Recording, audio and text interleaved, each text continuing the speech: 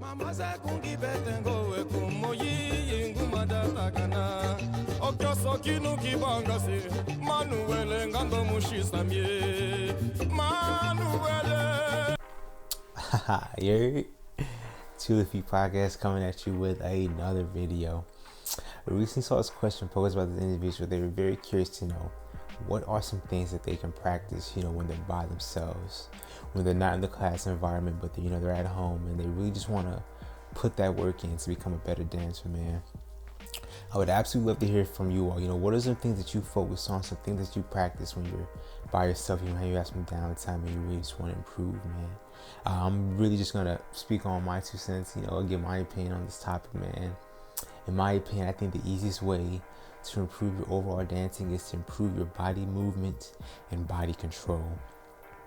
So you can look on YouTube for instructional videos, man, but things that you may want to focus on, are body isolations, things such as, rib cage isolation, shimmies, body rolls, figure eights for your hips, shines and footwork for speed, lightness, and also spin drills, man. Speaking on footwork, man, you can look up footwork patterns and practice them, man. When you become more confident in being able to, do your footwork, man, it really adds that extra pizzazz and gives you your own little style and flair to your dancing style, man.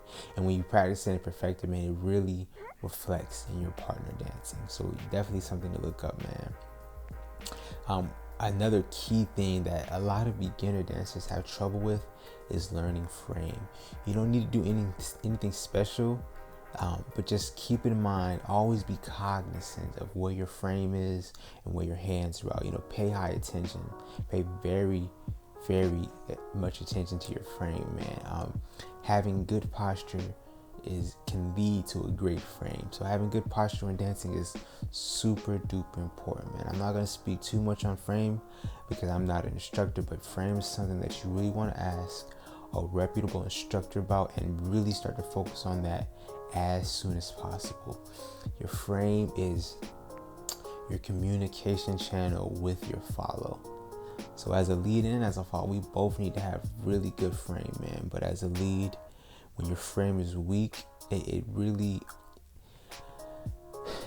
messes up the communication channel with your follow. So what I mean is, when your frame is weak, man, your follow has a very hard time understanding what it is you're trying to accomplish, man. So I cannot speak highly enough about trying to perfect your frame as soon as possible, man. For follows, spinning technique, man. If you really want to advance, from a beginner to intermediate to advanced, man, spinning is going to be one of your biggest blocks, man. It's something that you're just gonna have to work on, man. In my opinion, I would say, learn one before moving on to the other. And what I mean is, start with one turn, get that down pat, perfect it, then move on to 1.5 turn, and then move on to a double turn, and move on to a triple if you really want, man. But it's really just focusing in on it and trying to get it good, man. I have another video on spotting, which is super duper helpful, man. Spotting when turning is very important, man. Please check out that video. Real quick, spotting is when turning, focusing on one point and turning yourself, and your neck is the last thing to turn. And when you turn, you realign at that point, man. It helps prevent dizziness, and it also makes your turns look a lot better, man. Another thing that's super duper important, man, is musicality.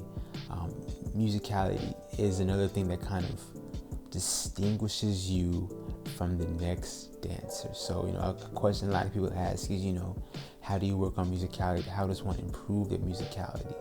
So, the obvious answer is to listen to that music genre. Listen to it all the time. That is super duper beneficial. But it can be even more so than that, than just listening to it. A great way to do it is listen to the music and then isolate the instruments that you hear. So whether that be the congas or the trombone or the drums or the bells or the piano, isolate that instrument, focus in on it, and then you'll start to understand the patterns in the music, man. You start to hear when the music stops, when the music, starts playing again, when that instrument goes in and out, man. Another thing to do with musicality is just, have music on in the background and just dance to it in front of a mirror, man. But musicality is super duper important, man. Really become familiar with that music genre, and just slowly but surely over time, you'll get more familiar with it and your musicality will improve tenfold. I think just to close this out, man, just keep in mind, man, that dancing is not just reserved for specific spaces.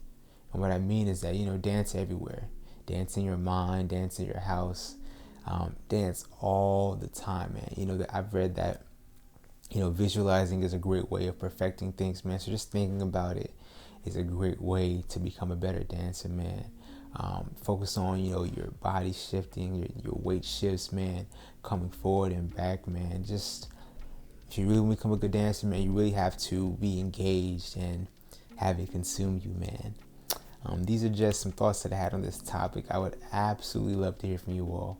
What are your thoughts and opinions? How can one get better practicing solo? How is it possible?